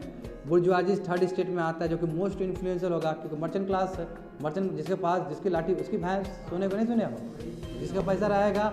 यही बुद्धिज्म और जैनिज्म के साथ में तो कोमल यही चीज़ होता था। इतना तबका था फिर भी उधर चला गया, क्यों? क्योंकि हमारे पास सोशल स्टेटस नहीं, इकोनॉमिक स्टेटस होने के बाद भी सोशल स्टेटस नहीं है, तो वो तो बहुत बड़ा फैक्टर बन जाता है। तो 80% देखो लिखा तो है। चलो, फ्यूडल ट्रेंड से परेशान थे। उसका देखो प्रिविलेज क्या है? प्रिविलेज का मतलब है कि कोई पेमेंट ऑफ टैक्सेस नहीं देना है, कोई लाइबिलिटी नहीं है। लाइबिलिटी समझ लो, कोई बर्डन नहीं है, कोई ड्यूटीज। इंजॉय करो पावर को बैठे बैठे। ठीक है, ये फर्स्ट क्लास और सेकंड क्लास, फर्स्ट स्टेट और सेकंड स्टेट के लिए बात है। अंडर प्रिविलेज अपना हैवी टैक्सेशन दे रहा है, कोई फैसिलिटी नहीं है, कोई पावर नहीं है, खाली तुमको देना है, ड्यूटीज रिस्पॉन्सिबिलिटी अपना निभाना है। इनइक्वलिटी पूरी तरीके से दिखता था हमको फ्रेंच सोसाइटी में। हाँ, जो पहला तुम पिरामिड से भी जान चुके हो। तो ये जो हुआ, अब देखो दूसरा बात क्या कि French people do not have much problem with property poses. Privilege class के पास जो प्रॉपर्टी था उससे कोई मतलब नहीं है। मगर प्रिविलेज क्यों है, क्यों है, नोबिलिटी क्यों ऊपर है। अब भाई जो कमाया उसके पास ज़मीन है, ठीक है, उसके पास property, it's fine, it's okay, ये चलता है ऐसा। मगर प्रिविलेज क्यों है, आपके लिए अलग क्यों, हमारे लिए अलग नियम क्यों, ये सबसे बड़ा बोन ऑफ कंटेंशन था, समझे। इसी के लिए तुम्हारा बात हो जाता है, बड़ा बात हो जाता है कि फ्रेंच रेवोल्यूशन एक अटैक है, ना बल्कि प्रॉपर्टी पे बल्कि ये प्रिविलेज पे। होप सो समझ में आ गया होगा तुम लोग। इकोनॉमिक फैक्टर्स देखो, उसके बाद क्या है, देख रहे हो बाबू, इंडस्ट्री झुलसा पड़ा हुआ है, एग्रीकल्चर बर्बाद हो पड़ा है। इस टाइम देखते हो नया वर्ड आया ना, कोई स्पॉन्सरशिप नहीं है स्टेट के द्वारा, है ना। तो क्या मतलब है, हमको तो मदिरा पान में ख़त्म करना है, हमको तो 7 वार में ख़त्म करना है, वहाँ पे उसमें हम बिजी हैं। कौन देखेगा स्टेट, भाई मोड़ो भाई, कोई मतलब नहीं है हमको, समझे। इकोनॉमिक फैक्टर्स पूरी तरीके से दिक्कत में है। उसका देखो इंडस्ट्रियल रेवोल्यूशन कुछ वही बहुत लेट आया, बताओ 1750 में हो अल्लाह कर रहा है उधर ब्रिटेन, सबको दुनिया को बता रहा है कि नहीं देंगे नहीं देंगे तुमको। नेपोलियन जाकर उठा के ले आता है, that's a different story. Belgium में आया वही तो, हाँ, तो वो तो देने नहीं दे रहा था। इंटेलेक्चुअल प्रॉपर्टी राइट्स होगा, कोई नहीं चाहेगा, इतना मेहनत करके हम इतने तपस्या करके बनाए हैं, वो नहीं जाए, आस्ते आस्ते पहुंच जाएगा। जब जापान के पास पहुंचेगा तो जानता है क्या कहानी होगा वहाँ से, फिर गिदर भपकी देना शुरू कर देगा, मंचूरिया को ले लेगा अपना हाथ में, चाइनीज़ का खुन्नस होगा, ले जाकर सुभाष चंद्र बोस से कंटेक्स्ट में मैच करेगा बात। सब चीज़ को जोड़ते रहो फटाफट, ठीक है, जो चीज़ आए बोलते रहो, समझते रहो। इंडस्ट्रियल रेवोल्यूशन बहुत लेट आया है और वो भी बहुत स्लो पेस में आया है। स्लो पेस में आएगा तो वही है, तो बोले थे नहीं एग्जाम बगल में है, तुम यहाँ से ऋतिक रोशन वाला चाल से चल रहा है तो कहाँ से होगा। Even those industries were lagging behind in the technology. बताओ, इंडस्ट्रियल रेवोल्यूशन बाबू नाम के लिए आया, पता चला कुछ है ही नहीं कैपिटल गुड्स उसके पास। हथियार मतलब कैपिटल गुड्स समझते, मशीन सब इंडस्ट्री में, मशीन सब यदि टेक्निकल मशीन्स नहीं होंगे, टेक्नोलॉजिकली अपग्रेडेड मशीन्स नहीं होंगे, तो कहाँ से बड़ा असेंबली लाइन प्रोडक्शन होगा तुम्हारा, बताओ, नहीं हो पाएगा। तो बैकवर्डनेस, अब देखो जो भी इकोनॉमी का जो जन्मदाता है वो तो एग्रीकल्चर ही है, इसलिए हम उसको प्राइमरी कहते हैं एक्टिविटी, क्योंकि वहीं से सब कुछ शुरू होता है। तो एग्रीकल्चर दिक्कत में है क्योंकि वही फ्यूडल सिस्टम है तुम्हारा। पिजन को बस सर्फ्स बना के रख दिए हो, देखो लिखा था कितना बढ़िया, सर्फ के बारे में, सर्फडम के बारे में डिटेल्स में बताया गया है इस क्लास में, जाके देख लेना, वहाँ विजिट कर लेना। पीजेंट्री पूरी तरीके से इम्पोरिशमेंट हो चुका था, यानी कि पूरी तरीके से बर्बाद हो गया है, कर्ज में है, डेप्थ में है, उसके बाद अलग से टैक्स। तो हम इंडियन कॉन्टेक्स्ट में भी तो पढ़ाए थे तुमको, ड्रेन ऑफ वेल्थ हुआ था ना, ब्रिटिश ने क्या किया था, ब्रिटिश का जो commercialisation of agricultural policy relate किए थे, तो बिल्कुल यही स्थिति तो वहाँ पे भी था। डिसकंटेंटमेंट पिजन के दिमाग में है, गुस्सा है, ठीक है, क्योंकि वो एक्सप्लॉइट किया जा रहा है, फ्यूडल लॉर्ड्स वहाँ के कर रहे हैं उसको। ट्रेड एंड कॉमर्स पूरी तरीके से वहाँ बिखरा पड़ा है, कोई आर्टिसंस को, कोई आर्ट्स क्राफ्ट्समैन वाले को कोई तवज्जो नहीं है, कोई मतलब ही नहीं है स्टेट को। बताओ, यदि स्टेट को मतलब नहीं हुआ तो कैसे फलेगा फूलेगा ये, हाँ समझ रहे हो ना बात को, कोई स्टेट रिस्पॉन्सिबल ही नहीं है। टैक्सेशन सिस्टम इतना कॉम्प्लेक्स है, बायस और इरेशनल है, इरेशनल लॉजिकली नहीं है। क्यों थर्ड स्टेट को इतना आप पैसा ले रहे हो, क्यों फर्स्ट स्टेट और सेकंड स्टेट कर रहे हो।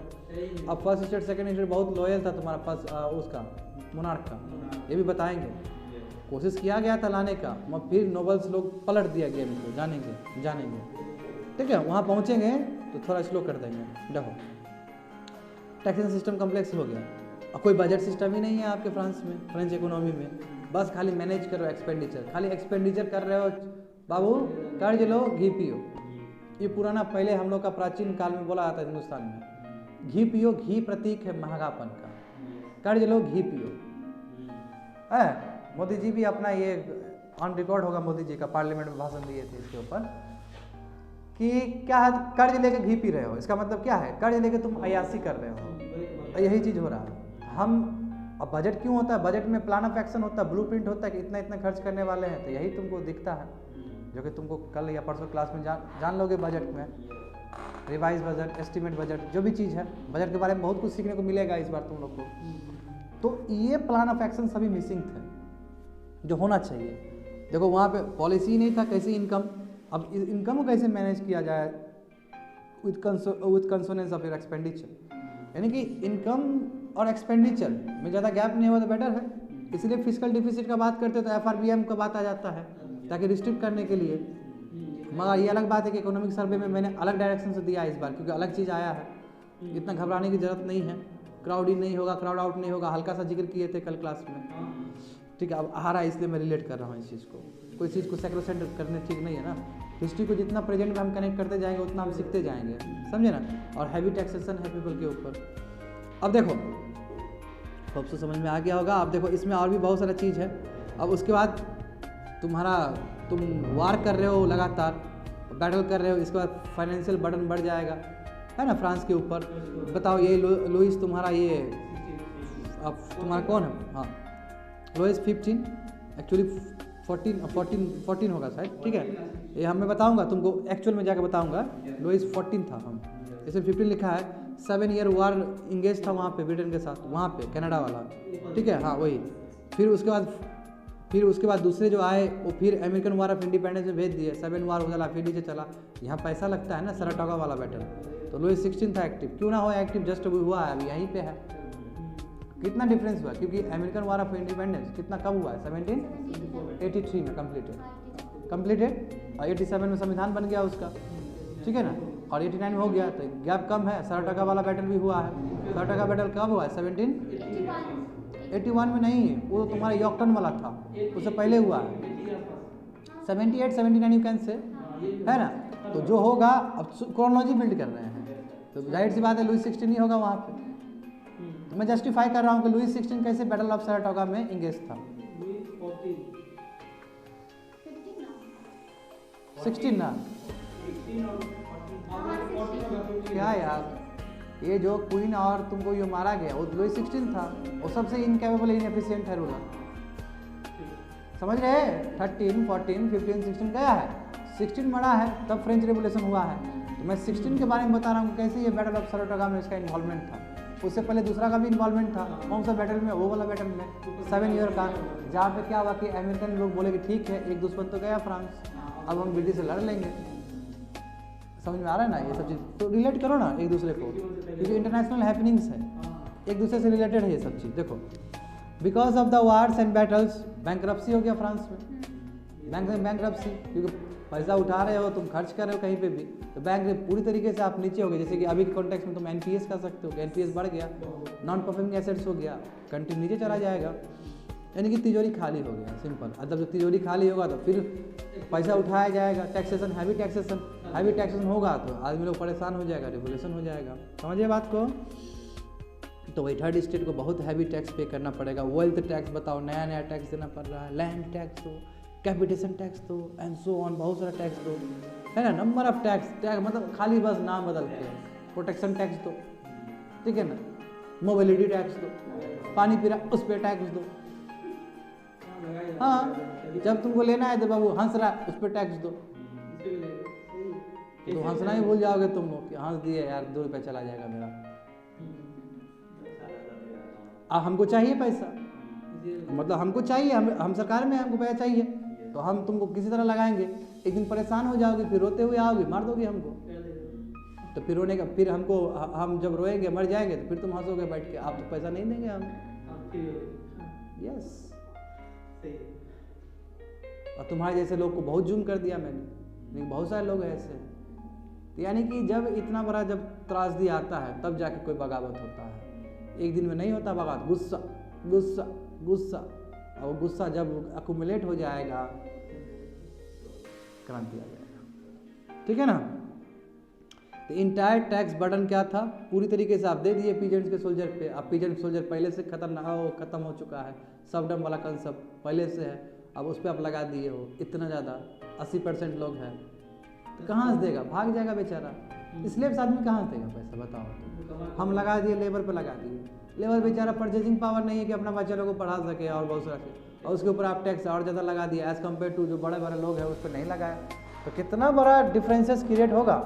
फुल एक्सप्लॉयटेशन इसको बोलते हैं, फुल एक्सप्लॉयटेशन है बच्चे लोग। अब रिलीजियस फैक्टर ये समझ गए, इकोनॉमिक फैक्टर समझ में आया कोमल, एक्सप्लॉयटेशन नहीं किया तुम लोग का। देखो चर्च क्या हाईएस्ट इंस्टीट्यूशन है फ्रांस में, अनडाउटली।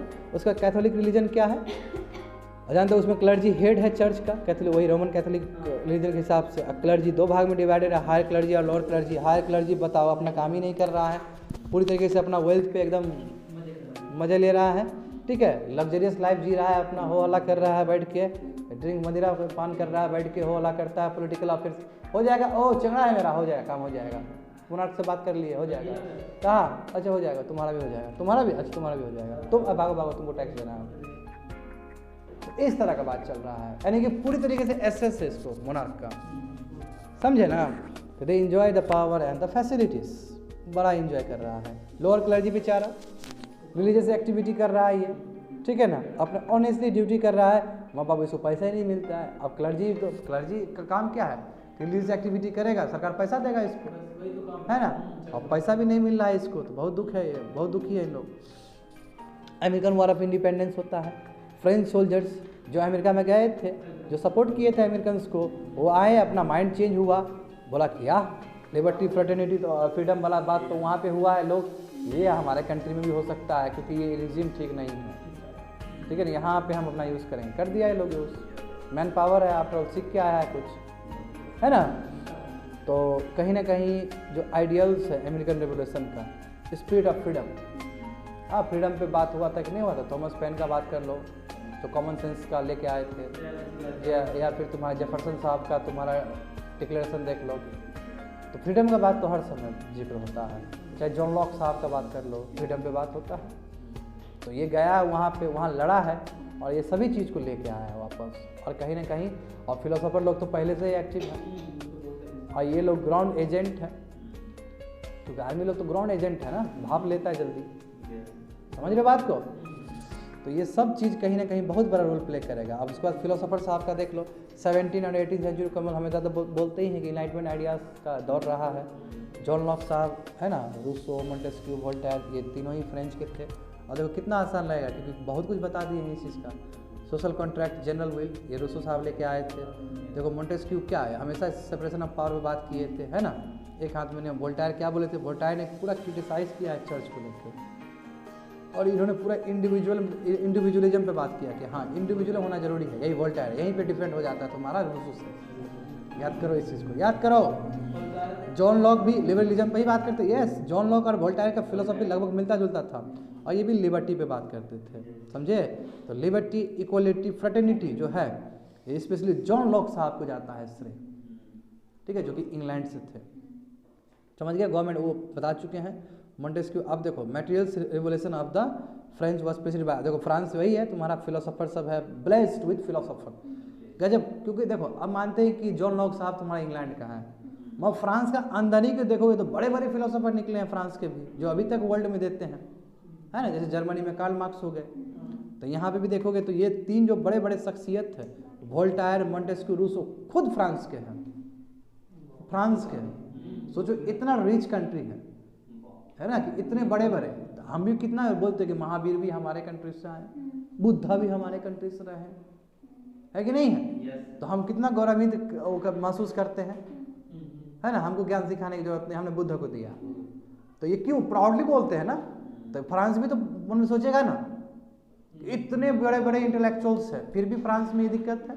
और इसका प्रोपागेशन, इसका जो आइडियाज़ है प्रोपागेट करेगा, लोगों के दिमाग में रहेगा, और ऊपर से तो है ही, इंग्लैंड सब तो है ही, वो भी आइडियाज़ देगा, और किताब सर्कुलेट होगा, प्रिंटिंग प्रेस आ ही चुका है, यानी कि आइडिया सर्कुलेट होगा।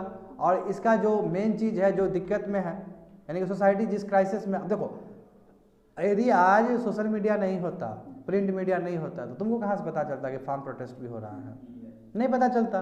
तुमको थोड़ा मासी से पता चलता, मौसी भी तुमको उतना नहीं बता पाती, क्योंकि जुडिशरी अपना सर्विस तैयारी कर रही है। तो कहने का मतलब क्या हो कि जब तक हमारे पास इंफॉर्मेशन का डिस्पेंसेशन, यानी कि डिस्पेंसेशन, वो हमारे पास मैकेनिज्म ना हो, तब तक पता नहीं चलेगा। तो अभी के दौर में कुछ और है, उस दौर में कुछ और था, उस दौर में भी तो था किताब, तो पैम्पलेट कहाँ, मगर गुरु लोग आएंगे, यहीं पे फिलोसोफर का आइडियाज़ काम करेगा। अरे गेटिंग भी समझ रहे हो, तो यहीं पे ये तीनों शख्सियत बड़े इनाम कमा लेते हैं, ठीक है। तो फ्रेंच फिलोसोफर जिसको क्या है, who rose the sensitive feelings of the masses, masses जो त्रासदी में, जो दिक्कत में है, उसको फीलिंग्स को लेके अपना किताब में लिख रहे हैं, बैठ के, तभी ना इतना सोशल कॉन्ट्रैक्ट वाला थ्योरी लिख दिए कि आपको राजगद्दी दिया गया है, ये जनरल विल के तौर पे दिया गया, आपको सोशल कॉन्ट्रैक्ट है, कॉन्ट्रैक्ट साइन हुआ है सोसाइटी से, यदि कुछ कर दीजिएगा गलत तो हम कॉन्ट्रैक्ट को खारिज करते हैं और आपको वहाँ से हटना होगा। ये टोटली न्यू कंसेप्ट। ये लोग राजगद्दी संभाल के बैठा हुआ है तो उसको अलग तरीके से डिफाइन कर दिया और वहीं से लोकतंत्र और प्रजातंत्र का नींव गाड़ दिया गया वहीं से। समझने का प्रयास करो, समझे ना। तो इतने जो इनोवेटिव आइडियाज सब थे, कहीं ना कहीं इससे ब्लेस्ड है फ्रांस और इतना बड़ा रिवोल्यूशन हो जाता है फ्रांस में। यही चीज़ देखो यहाँ पे लिखा गया है कि क्या किया इन्होंने, सेंसिटिव फीलिंग्स मासेस का उठाना शुरू किया, पॉलिटिको एडमिनिस्ट्रेटिव जो कि पूरी तरीके से रॉटन हो चुका था उसके बारे में लिखना शुरू कर दिया अपने राइटिंग्स के द्वारा और अवेकन करने का प्रयास किया मासेस को। ठीक है, बहुत इंपॉर्टेंट रोल रहा है इन लोग का। जैसे रूसो का देखो, कई लोग तो ये भी कहते हैं कि यदि रूसो नहीं होते हैं तो फ्रेंच रेवोल्यूशन ही नहीं होता। ये ग्रेटेस्ट है अपने रूसो साहब, ठीक है, 18वीं सेंचुरी में ग्रेटेस्ट फिलोसोफर माना जाता है। शताब्दियों में एक ऐसे फिलोसोफर आते हैं, जैसे अल्बर्ट आइंस्टाइन के बारे में कहा जाता है ना जी, आइंस्टाइन तुम्हारा 1000 साल में एक ऐसा ब्रेन आता है, आइंस्टाइन के बारे में बोला जाता है।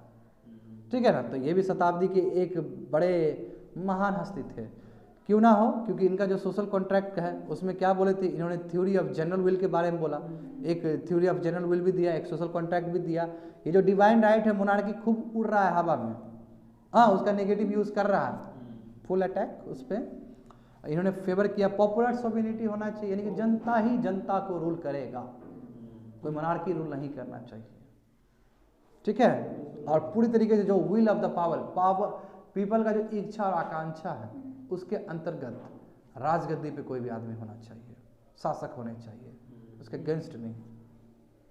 तो इनके हिसाब से no political system can maintain itself. हाँ, कोई भी पॉलिटिकल सिस्टम ऐसे नहीं होगा जब तक जनरल पीपल का जब तक एस्पिरेशन उससे ना जुड़ा हो। फार्म प्रोटेस्ट हुआ कि नहीं हुआ? क्यों प्रोटेस्ट इतना लंबा चल गया? क्योंकि जनरल विल जो पॉपुलेशन है, अब कल ट्वीट क्या आया था तुमको पता है? रिहाने का जो लड़की जो ट्वीट की है, तो हमारा जो मंत्रालय जो एम्बेसडर है उसने क्या ट्वीट किया जानते हो ना? कि कुछ सेक्शंस ऑफ फार्मर्स वो इन्वॉल्व है। तो ये ट्रेंड हो गया मीडिया पे, सोशल मीडिया पे, तो यानी कि प्रोटेस्ट जो हो रहा है, कम पॉपुलेशन है क्या वहाँ पे?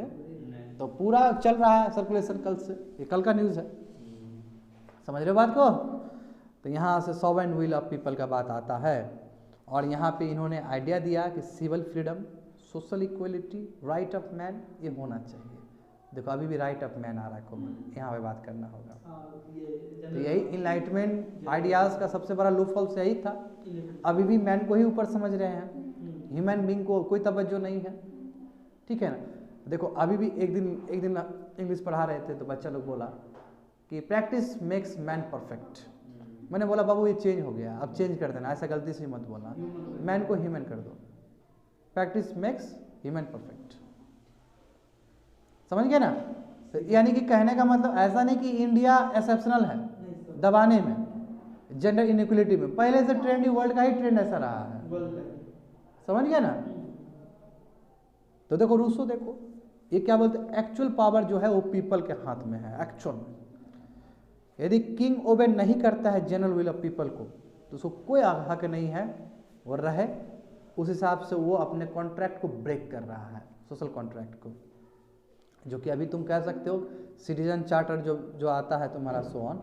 देखो इसमें बताए थे ना थ्योरी ऑफ जनरल विल, क्या बोले थे बाबू? रियल विल 1 + रियल 2 करके जनरल विल, और जनरल विल मतलब पॉपुलर सोवरेनिटी है ना।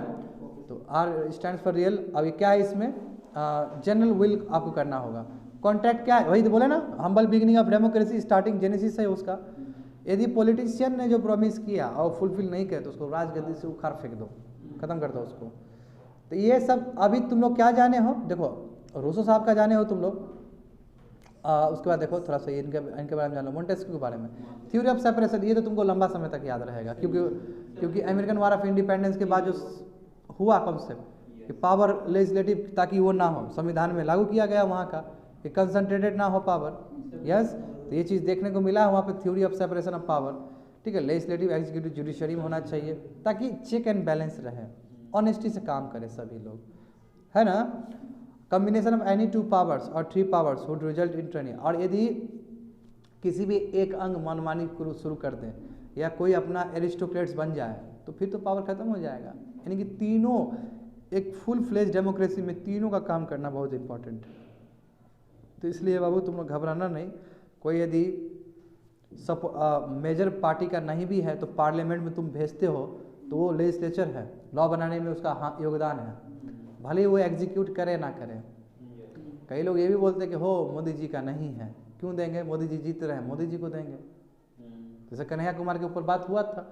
और सबसे बड़ा सवाल है कि यहाँ से यदि सही आदमी चुन के जाएगा पार्लियामेंट में तो वहाँ तो डिबेट तो करेगा, और वो डिबेट करेगा तो वो तुम्हारे लेजिस्लेटिव पे असर पड़ेगा। जब लेजिस्लेटिव पे असर पड़ेगा तो एग्जीक्यूटिव पे असर पड़ेगा, क्योंकि एग्जीक्यूटिव वही काम करता है जो लेजिस्लेटिव पास करता है। ये बात समझना होगा। मगर लोग अभी भी इस चीज़ को अलग तरीके से देखते हैं। क्यों? क्योंकि उतना अवेयरनेस नहीं है इस चीज़ को लेकर। हम हमेशा एग्जीक्यूटिव के हीरो मानते हैं, मगर रियल हीरो तो हमारा पार्लियामेंट्री डेमोक्रेसी में रियल हीरो तो लेजिस्लेचर है जो लॉ बना रहा है। समझने वाली बात है। तभी तो हम कहते हैं कि पार्लियामेंट्री डेमोक्रेसी है। तभी तो इतना रोल होता है कि जब पार्लियामेंट सेशन में नहीं रहता है, हो हल्ला हो जाता है, तो सोशल मीडिया में बात उठता है कि इतना प्रत्येक दिन प्रेसिडेंट्स के लिए इतने पैसे खर्च किए जाते हैं। क्या होगा सवाल इसका? पैसा तो बर्बाद हो रहा है हमारा। तो लोग तो अपना इशू उठाते हैं और इंटेलेक्चुअल्स लोग और आते हैं अपना लेके, कॉन्सेप्ट को लेके कि हम पैसा खर्च करें, हम गलत कर दिए तो आप हमको इतना कुछ बोलते हैं, और जब आप नहीं कर रहे, कोरोना काल में आपने सेशन ही नहीं लगाया और हमको बोलते हो एग्ज़ाम देने के लिए। ये तो दो तरफा बात हो गया। आप भी कर सकते थे, तो सवाल तो उठेंगे ही, क्योंकि जनता के सामने तो बौना है ना ये सब। जो सवाल करो देशवासी के सामने में, ये 4-5 वो चीती है ये सब। नहीं लगता है तुमको? इतना मासेस है और उसको रिप्रेजेंट कर रहा है चुटपुटिया कुछ लोग। तो क्या है? कुछ नहीं है ये लोग। जन सलाब के सामने में तुम्हारा क्या है? 4-5 आदमी, कुछ नहीं है। और यही कि हमारा जो व्यवस्था है, यही ना व्यवस्था है, इसी व्यवस्था से हम चलेंगे। मैं यदि यही तुम्हारा क्या हो गया, और आ गया, यानी कि लेजिस्लेचर तुम्हारा, लेजिस्लेचर का पावर एग्जीक्यूटिव कर लेते, यहीं पे तुम्हारा बात। मैं जानबूझ के लंबा खींच रहा हूँ इस चीज़ को, पॉलिटिक्स की तरफ जोड़ने का प्रयास है मेरा। यहाँ पे मैं ऑर्डिनेंस की तरफ लाना चाहता हूँ, तुम्हारा ध्यान खींचना चाहता हूँ। ऑर्डिनेंस जो चीज़ है, जब पार्लियामेंट सेशन में नहीं होता है तो एक्स्ट्रा ऑर्डिनरी मेजर्स लेने पड़ते हैं ऑर्डिनेंस के रूप में। मगर जब पार्लियामेंट फिर सेशन में आता है तो उसको रेक्टिफाई करना पड़ता है। ये जो तुम्हारा लॉ बना है, तो पहले ये ऑर्डिनेंस बना था, फिर पार्लियामेंट में फिर लॉ बनाइए, राज्यसभा में इसका जो पास हुआ तो उसके ऊपर आर्टिकल 100 पे बात किए थे, आर्टिकल 107 पे भी बात हुआ था, 102 पे भी बात हुआ था। याद करो सभी चीज़ को। तो वही तो बात बोल रहा हूँ मैं। तो यानी कि एग्जीक्यूटिव भी जब लेजिस्लेचर का भी काम करना शुरू कर दे, यानी कि पावर अपना हाथ में ले रहे हो, तो वहाँ मिसयूज हो जाएगा, जो कि तुमको फार्म प्रोटेस्ट में नजर आता है। देख रहे हो कितना बढ़िया से रिलेशन है इस चीज़ का। क्योंकि पीपल का कॉन्फिडेंस ही नहीं लिया। और जब तुमको 8-12 पढ़ाया जाता था तो ये क्लास में बताया जाता था कि यदि फार्मर का जो यूनियन है उसको हम उसका कॉन्फिडेंस यदि हाथ में रखते तो शायद ऐसे इतना बड़ा प्रोटेस्ट नहीं होता है ना। कोमल बोले थे कि नहीं बोले थे? और उसके लिए हम FPO का बात करते थे, फार्मर्स प्रोड्यूसर ऑर्गेनाइजेशन के बारे में बात करते थे। तो ये सब जब चीज़ मिसिंग होगा तो प्रोटेस्ट हो जाता है, जो कि तुमको 26 जनवरी को भी देखने को मिलता है। आई होप सो समझ में आ रहा होगा। समझे? लिंक समझ रहे हो ना? तो ये तो एक छोटा चीज़ है। अब तो फ्रांस में क्या हालत हुआ होगा, बिल्कुल इसी चीज़ से रिलेटेड है। देखो कम्बिनेशन, ठीक है। He was very impressed by the constitutional system of the Britain. हाँ, मगर देखो इसका क्या है, मोंटेस्क्यू मैं इम्प्रेस थे ब्रिटेन का, कम से कम वहाँ तो कम से कम डेमोक्रेसी तो है, भले ही मोनार्की वाला है तो सही, कहीं तो है। तो इम्प्रेस थे वो, और चाहते थे कि ठीक है लुईस 16 रहो, लुईस 14 रहो, भाई ठीक से पार्लियामेंट तो चलाओ कम से कम। तुम तो पार्लियामेंट भी दे। अब तुमको पता चलेगा जब टैक्सेशन बढ़ाने का बात आया तो पार्लियामेंट 100 साल के बाद फिर से खोला गया। वहाँ पे आएगा, ताजुब हो जाएगा तुम लोग को जान के। जरूरत पड़ेगा तब मतलब 100 साल क्या कर रहे थे, 80 साल या 100 साल के बाद है, कोई डेटा है तो बताओ। ठीक है। वोल्टायर देखो, वोल्टायर को किंग वोल्टायर भी कहा जाता था। ठीक है। He did the greatest damage to the, बताओ, चर्च को बहुत डैमेज पहुंचाया है इसने। इरेशनल जो बिलीफ सिस्टम ट्रेडिशन था जो चर्च में एग्जिस्ट था। अब देखो मार्टिन लूथर ने भी यही किया था। सेल ऑफ इंटेलिजेंस का बात है कोमल, और सेंटहुड वाला जो कॉन्सेप्ट था, है ना, मस्ती मार रहे हो सेंटहुड ले रहे हो यहाँ पे। तो इसी के एवज में तुम्हारा काउंटर रिफॉर्मेशन भी हुआ था। काउंटर रिफॉर्मेशन में क्या कर रहे थे, हम चर्च को भी रिफाइन कर रहे थे, साथ साथ हम जो प्रोटेस्टेंट क्लास उठ के आ रहा है उसको भी कर्व कर रहे थे। याद आ रहा है सब? तो बिल्कुल ये भी उसी के लाइन पे वोल्टायर काम कर रहे हैं। चर्च का जो मोनोपोली था, ये बिलीव करते थे रीजन, सबसे मेन चीज़ है रीजन। कारण होना चाहिए, लॉजिकल थिंकिंग, ठीक है।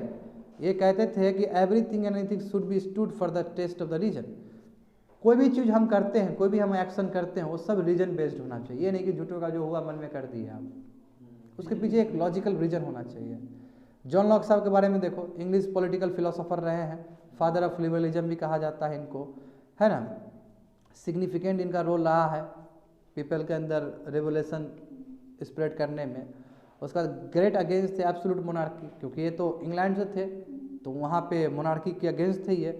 और ये कहते थे कि पॉपुलर वोट ही होना चाहिए, पॉपुलर रूल ही होना चाहिए, वोट ही होना चाहिए, यानी कि लोग ही उठ के जाए ऊपर, ठीक है। बहुत है क्या जी? अच्छा, मैं ये कवर कर देता हूँ पेज वाला, ठीक है ना। हैव पेशेंस, ठीक है ना, ये कवर कर दूँ, नहीं तो फिर कल फिर लंबा खींचा जाएगा, समझ रहे हो ना। अब मैं क्या करूँ, क्लास करना है तो अब करना तो पड़ेगा ना, है ना। देखो तो अब देखो क्या हुआ, तो ये सब समझ गए कि कैसे कैसे हुआ है। अब उसके बाद देखो स्टेट जनरल है। अब देखो इतना तुमको शॉर्टकट बता दिया गया, जब मैं अपना नोट्स लेके आऊँगा तुमको समझ में आ जाएगा, इतना आसान नहीं था। स्टेट जनरल जो नेशनल असेंबली बन जाता है बाद में, वही स्टेट जनरल जहाँ पे अलग अलग नोबिलिटी है, अलग अलग लोग तबका का है, लोग रिप्रेजेंट करते हैं अपने आप को, यही नेशनल असेंबली बन जाता है कॉमन, ठीक है। अब यहीं पे अब सब इक्वल हो जाएंगे, ये मानना था, इसी को नेशनल असेंबली बोलेंगे, ठीक है। इसी को लेजिस्लेटिव असेंबली बना दिया गया और यहीं पे संविधान लागू हुआ। वहाँ पे संविधान हुआ तो national formation of national convention हो गया। यहीं पे बाबू दो ग्रुप डिवाइड हो गए, एक रिवोल्यूशनरी एक नॉन रिवोल्यूशनरी। रिवोल्यूशनरी में वही गिरोंडिस्ट थे, ठीक है, और जैकोबिन क्लब सब थे, ठीक है। रोबेस्पियर रेन ऑफ टेरर में बहुत एक्टिव थे। यहाँ पे रेन ऑफ टेरर चला है टीपू सुल्तान, जो बता दिए थे तुम लोग को।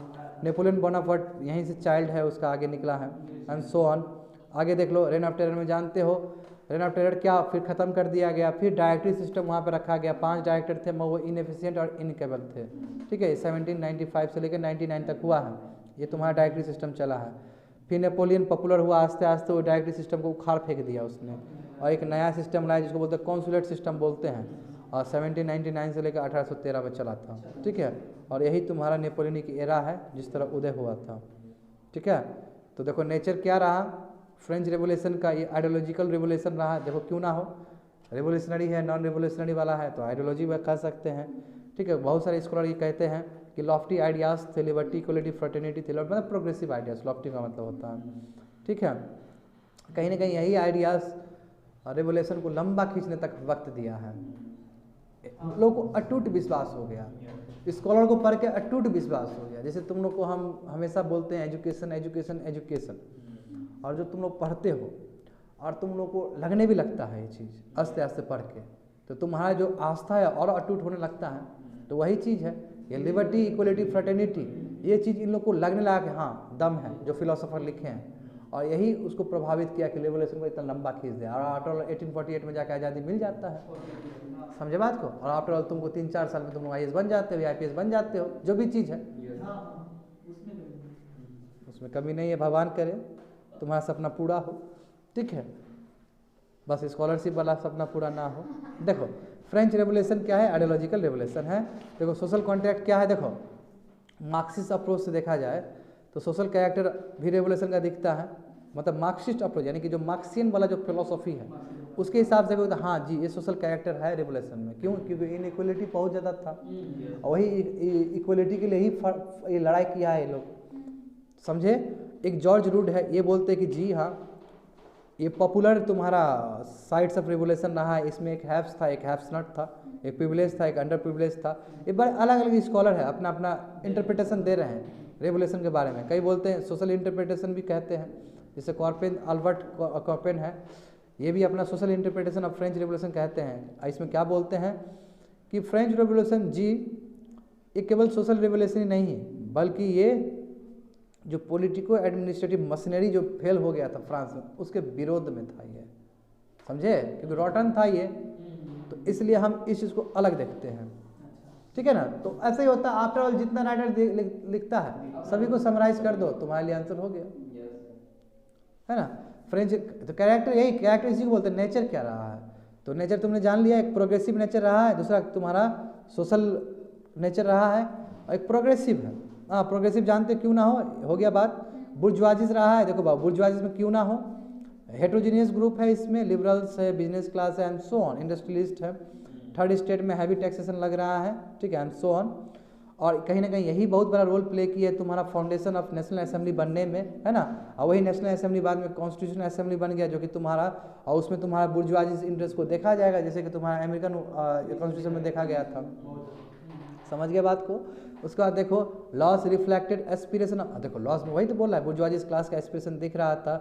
इवन नेपोलियनिक रिफॉर्म्स भी बुर्जुआजी इंटरेस्ट को रखा, ठीक है, उसको रखा है वहाँ पे। इसलिए हम कह सकते हैं कि बुर्जुआजीस रेवोल्यूशन, बुर्जुआजीस क्या है, सॉरी फ्रेंच रेवोल्यूशन एक बुर्जुआजीस रेवोल्यूशन है, पहले जो तुमको इश्यूज दिया गया था। इम्पैक्ट देखो, इम्पैक्ट क्या हुआ, नया फ्रांस बना, है ना, मिडिल क्लास लोग बढ़ने लगे, क्योंकि लिबर्टी इक्वलिटी आया तो ये लोग तबका आगे निकल गया ये लोग, ठीक है। लिबरलिज्म एक गजब का बना, सेकुलरिज्म का कॉन्सेप्ट आया वहाँ पे, है ना, मोनार्की खत्म हुआ, डिवाइन राइट्स जो फालतू का जो चीज़ था मोनार्की का खत्म हो गया वहाँ पे, रिप्रेजेंटेटिव फॉर्म ऑफ गवर्नेंस हो गया, ठीक है, वोटिंग राइट्स होगा, मिडिल क्लास को मिलेगा, नए नए आइडियाज़, इनलाइटमेंट आइडियाज़ आए, है ना। ये सभी चीज़ दूसरे कंट्री को भी प्रभावित किए, उसमें एक इंडिया भी है। नेशनलिज्म इंडिविजुअलिज्म का बात हुआ, हमेशा हम नेशनलिज्म का बात करते तो यूरोप हम हमेशा रेफरेंस देते हैं, तो यही सब चीज़ तो रेफरेंस है। उसके बाद ये इरेशनल और ट्रेडिशनल आइडिया जो चर्च का, उसके ऊपर आक्रमण है, समझे बात को। तो फ्यूडलिज्म पूरी तरीके से फ्रांस में एबोलिश कर दिया गया, फ्यूडल प्रिविलेजेस खत्म कर दिया गया, पॉलिटिकल पावर शिफ्ट कर दिया गया है, नोबिलिटी से मिडिल क्लास में शिफ्ट कर दिया गया, और कहीं ना कहीं एक डेथ ब्लो है बॉर्बन डायनेस्टी को। हाँ लुइस 15-16 कहाँ है, बॉर्बन डायनेस्टी है ये सभी, ठीक है। ये रेवोल्यूशन कहीं ना कहीं बहुत ही गजब का चेंज लाया है, यहाँ से फ्री ट्रेड यानी कि कैपिटलिज्म वाला चीज़ आया है, राइट टू प्रॉपर्टी वाला चीज़ भी आया है, यानी कि कैपिटलिस्ट क्लास आगे बढ़ा है, और सेपरेशन ऑफ पावर भी हुआ है, यूनिफॉर्म सिस्टम ऑफ एडमिनिस्ट्रेशन बना है, ये जुडिशियल सिस्टम अच्छा बना है, एडमिनिस्ट्रेटिव सिस्टम अच्छा बना है, जो नोबिलिटी जो सिकंजा वो अपना के रखा था एडमिनिस्ट्रेटिव लेवल पर उसको ख़त्म किया गया है। मतलब लिमिटेशन क्या था, लिमिटेशन वही है, बुर्जुआजीज क्लास को ही केवल फ़ायदा हुआ है, प्रॉपर्टी जिसके पास था उसी को वोटिंग राइट्स मिला है, कोई यूनिवर्सल एडल्ट फ्रेंचाइज का बात ही नहीं है यहाँ पे। रेन ऑफ टेरर हुआ, कितना लोग मरे, रूथलेस किलिंग हुआ बहुत सारे लोगों का। लिमिटेशन है जी, डायग्री सिस्टम आया वो तो पूरी तरह से फेल कर गया, तो काहे का रेवोल्यूशन होने के बाद भी जो सिस्टम आया वो पूरी तरीके से फेल हो गया, तो काहे का रेवोल्यूशन, समझ रहे हो। तो उसके बाद फिर नेपोलियन का अपना ही प्रॉब्लम था, ठीक है, और ये इट वाज अगेंस्ट, अब बताओ क्योंकि नेपोलियन ने जो आइडियाज़ बोला कि हम हार्बिंगर है लिबर्टी इक्वलिटी फ्रेटर्निटी का, जब पता चला तो अलग काम कर रहा है ये, ठीक है। That is the end of today's class.